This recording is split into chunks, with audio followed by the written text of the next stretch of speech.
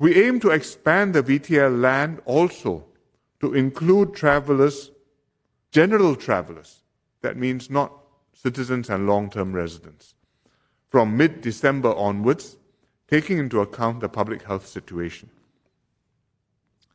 I also discussed with the PM about a VTL-C and resuming port calls by Singapore cruise ships to Malaysian ports. And we agreed to work towards aligning safe cruise standards and start discussions on these matters, piloting port calls between Singapore and Malaysia, and also possible VTL to travel between Tanah Merah Terminal and Desaru in Johor. Of course, all this is COVID-19 permitting, because we are all watching anxiously to see what the Omicron variant of the COVID-19 does and how it will behave. But even if Omicron disrupts these plans, our goal will still be to have more open borders between Singapore and Malaysia, and I'm quite confident that after some time, we will be able to make further progress. Today, we reach another significant milestone in our cooperation. This morning, I crossed Tambak Johor Causeway and was received by PM Lee at Woodlands Checkpoint. This in itself is very significant. It symbolizes the reopening of our borders through the launching of VTL, vaccinated travel lane, and simultaneously, we also launch VTL Air. This is part of our gradual reopening of our borders to facilitate travels between the two countries.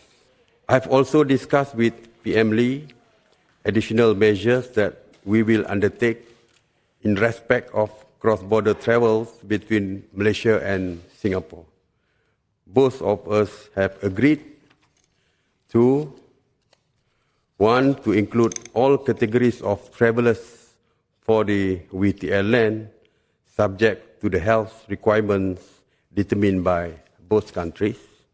Two, to expand VTL land to include additional bus services routes through the second link, trains operated by Kereta Api Tanah Melayu or KTM, and gradually to include personal vehicles such as motorbike and cars.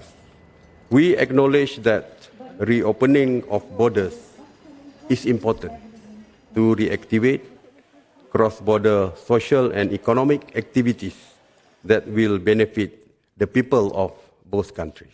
We hope that by doing this, it would provide the opportunity for more people on both sides of the causeway who have been away from their families due to the COVID-19 pandemic to be reunited with their loved one, which we know the people of both Malaysia and Singapore have long waited for.